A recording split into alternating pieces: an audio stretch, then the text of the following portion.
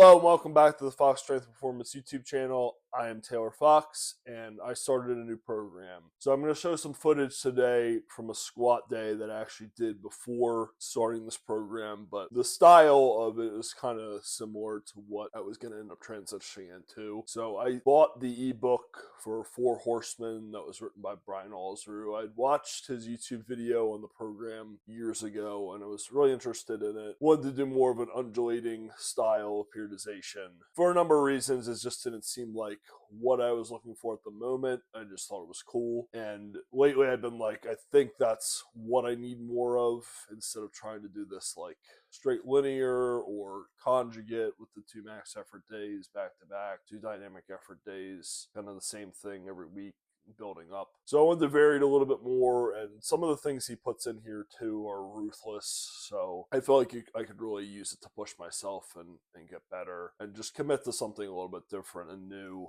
and not have to think about as much putting things together on my own and running it. But let me play this footage.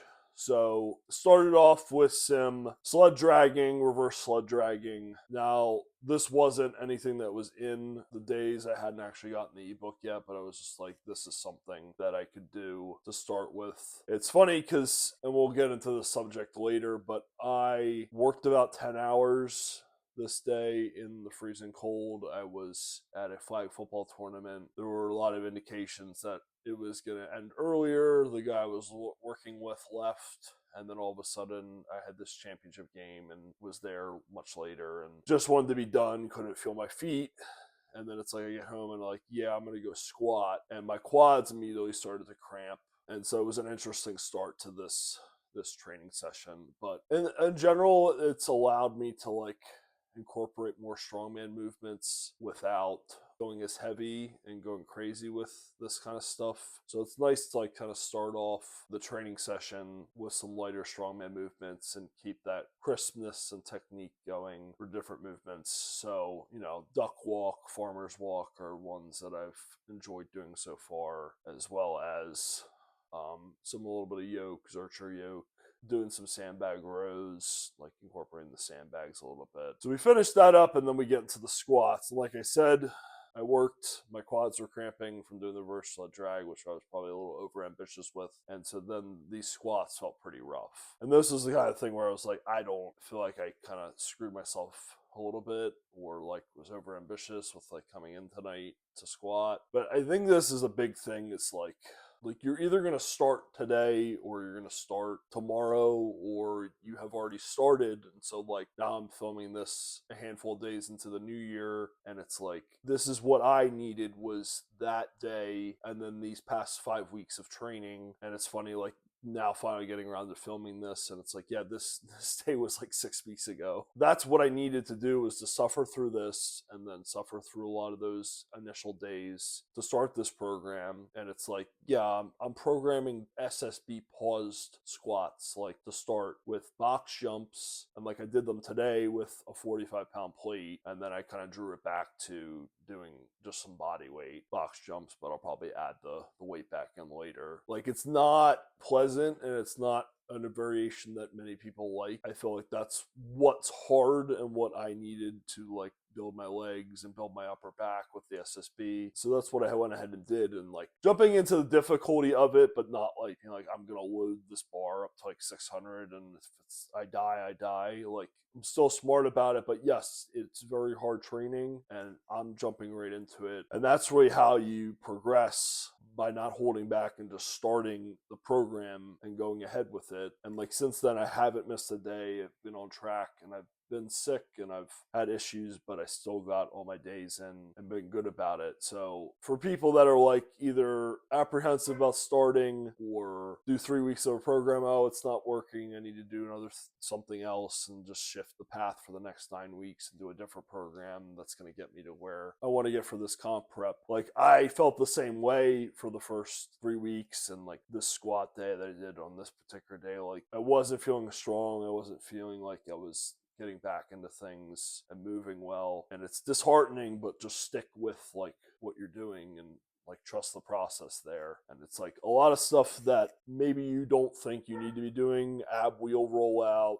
seated hamstring curls, superset with your squats, doing the jumps. It's funny, like Lucas Hatton was talking about fitness classes he had when he was in college, or like stuff they were doing for football or track and field training, and it was a lot of like single leg stuff, plyometrics. It's like, yeah, the plyometric stuff did get very trendy, and then everybody's like using ladders and boxes and jumping on one leg and throwing balls, and like, oh, I need a Bosu ball or I need a half Bosu ball to do all these complicated exercises. For a lot of people that get into that subject, it's like, you just need to get freaking strong.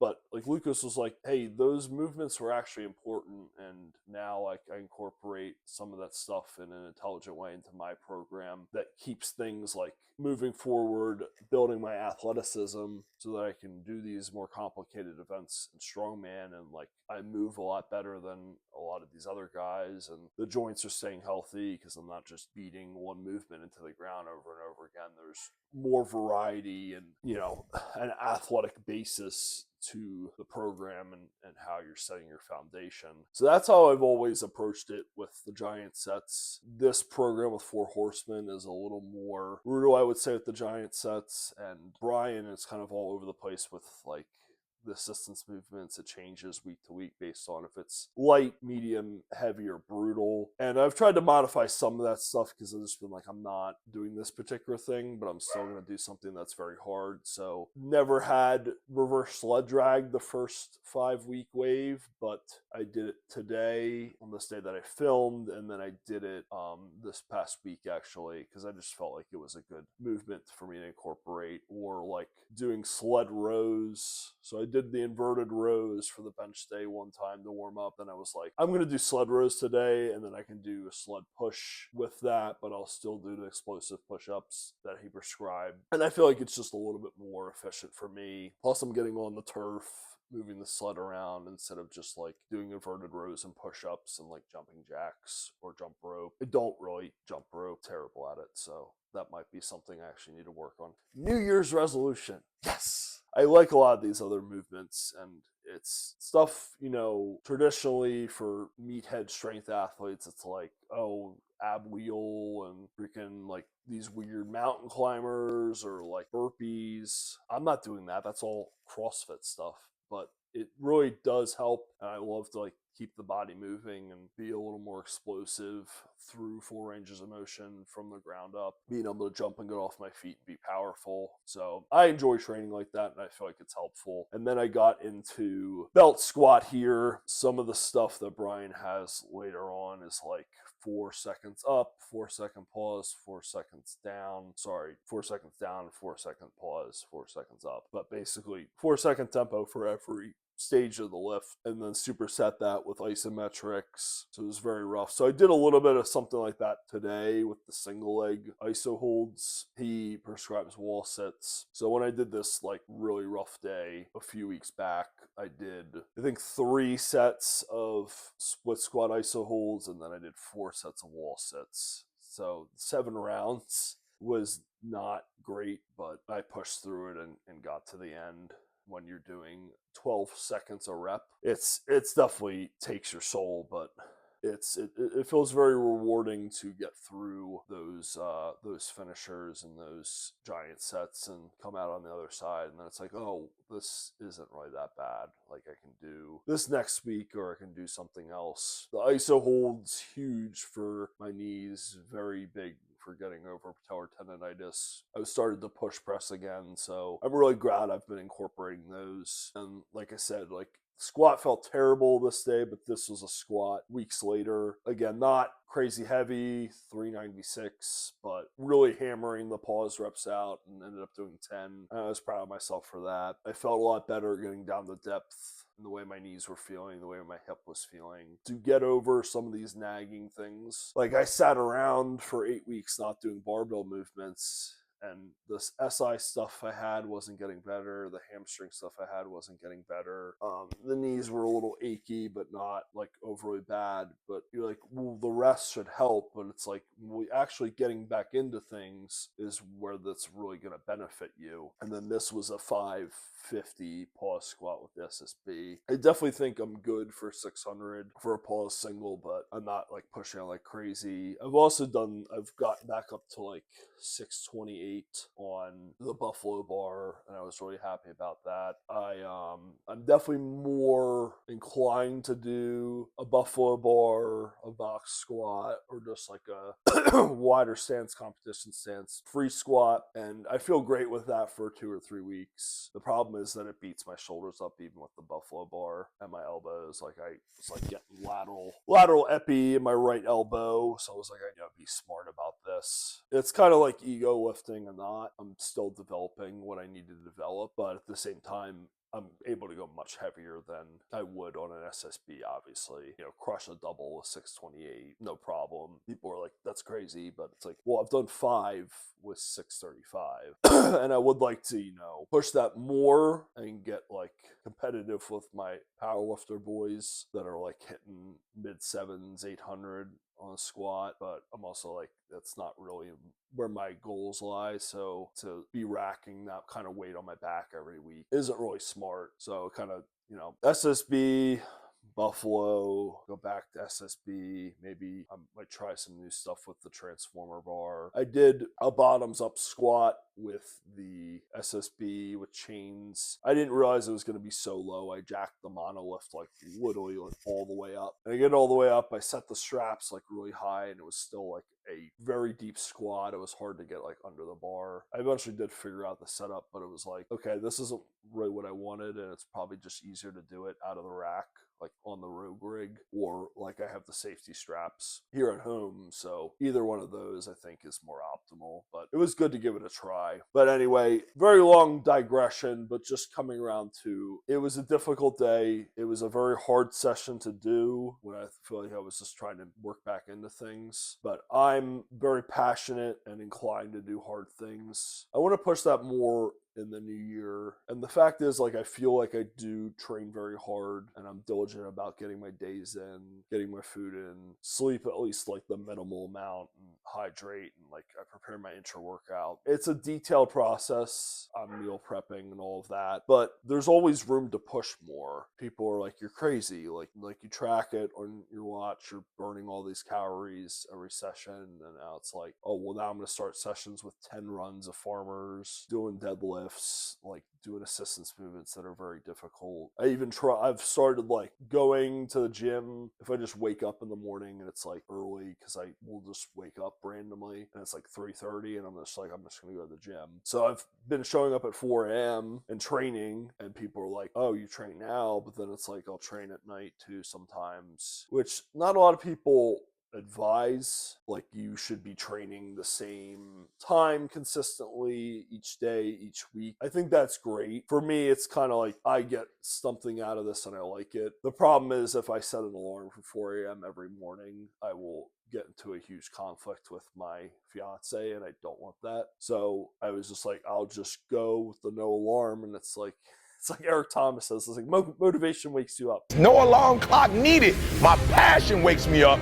So if motivation wakes me up, then I'm good. And I have gotten a fair bit of sessions in at that time, which has been pretty cool. And it's like, now, instead of the stress, like when I was prepping for comps, I was so stressed out. I would get to the gym like 4 o'clock, takes a while to warm up. I'm training events, get finished up, get home. I still have stuff to do. I feel like the post-training vibe, wanting to eat everything, kind of kills productivity. It's like, well, now I train early in the morning. I get to work on time. Haha, like that's up for an option. I get there, I do all my work, I get home. Now it's like I have a lot of time to do things that I wouldn't otherwise. It's like, either way, we're kind of going to the bed at the same time every night. And yes, it's not going to be 6 to 8 hours all the time. I get it. Yes, you need your sleep, but then like at the same time, you kind of have to sacrifice your sleep. So you find that middle ground. But the point is like, this is very difficult. And like to get up and just hammer and get through it and like keep winning every day, like I think is a big thing and a big adjustment where like, what do you do when you're training 4 days a week and going hard, but then you're also trying to build all these other things, a business, work a full-time job, a family. You're still getting after it, you're getting all that in. Where do you go to push more? Can you find that extra little bit? It's like there's got to be something that I can do to make myself even better, to push a little further, to get things where I just continue to improve. And I felt like that was it, like, and just the mentality of like, this kind of sucks, like on a week-to-week basis. Like I feel like everything that I try to do, it's pretty tough, but that's how it's supposed to be. Like I really didn't realize that for a long time, and I just wouldn't do certain things. Like I wouldn't try to expand myself and do a YouTube channel. I wouldn't try to take on clients because I was very busy with a full-time job. I wouldn't try to do a lot of things because I knew I didn't have that capacity to put effort towards it, because I was stuck in this rut of like, well, this is when I get up, I have to train, I have to eat, I have to meal prep, go to work. There's that big void there where I have the potential for it, but I don't have it unlocked. So by getting up early, I'm kind of unlocking that, or just the mentality of like, this really sucks, but like, I'm writing this down, I'm going to do this. I've adapted this new program to my approach a little bit, and it makes my training a little bit more efficient so that I get in and out of the gym, and then like just making my day overall like a lot better, where I'm more focused on trying to attack everything, where instead of like, well, it'll be there after training and I'll get to it, and then I come home and it's like 7 o'clock and I got 2 hours and I don't do anything, even touch my computer, and I go to bed. It's a very complicated idea, and I'm jumping around and I have no more training footage and I'm just sitting here talking. But my point is, this all started that squat day. Doing that day, this is the program I'm adopting. I'm pushing forward with this. I didn't even realize at that time I was going to have like a little bit more of a development in mindset, and like doing the early gym stuff, kind of like having a little bit more of a positive outlook on everything that I have to do in life. But it's like, I have that squat day, which was after a 10-hour day at work where I got out later than I expected. I was completely frozen. I get to the gym, I warm up, I start cramping. Could have been like, yeah, I have to stop. I'm like, no, I'm going to try to get my electrolytes in. I'm going to take my knee sleeves back off because clearly my quads were getting too hot from them. And I'm going to squat. Like, I'm getting this work in. I'm going to be smart about it. I'm not going to get hurt, like trying to do a 500-pound pause squat while I'm dehydrated, but I am going to train. And then I bought this ebook. I wrote things down. I put a program together. Well, it was written for me, but I changed and tweaked certain things, had it prepared, go to the gym, carry that out. And then it's like, hey, it's Wednesday, it's deadlift day. I woke up 3 o'clock in the morning, I'm just going to the gym, I'm getting after it, go to work, do my, 7:30 to 4, and I'm done, like come home, and it's like attack those other tasks and move on. So I've been trying to like write some articles and different things about this kind of thing. But for all those people that are like New Year's resolution, like I need to do these different things, it has to be very objective. Just think like, maybe I can do something hard and then keep up with it from week to week. And maybe I can find that extra little space to continue to cross things off the to-do list and keep pushing forward with my goals and make myself better. And when I feel like I'm drowning and I can't get anything else done, know that that's okay too. This is just the process you're in, and it's very difficult. There's always tomorrow, and you're going to keep getting after those things because you're going to keep on this path of getting up and getting your training in and going through the steps every day of your preparation, and you're going to get to those things tomorrow, and you're going to keep crossing things off, and you're going to keep getting things done. And then if all that falls apart, know that you did your best and you put your effort towards something that you're passionate about. And if somebody was like, oh, was this worth it for you to do all that, then things didn't really go well in the end. It doesn't have to be worth it. The point is that you're putting in the effort to try to better yourself and do things that are important. And I'll leave you with that. Keep lifting those heavy weights. Hold strong.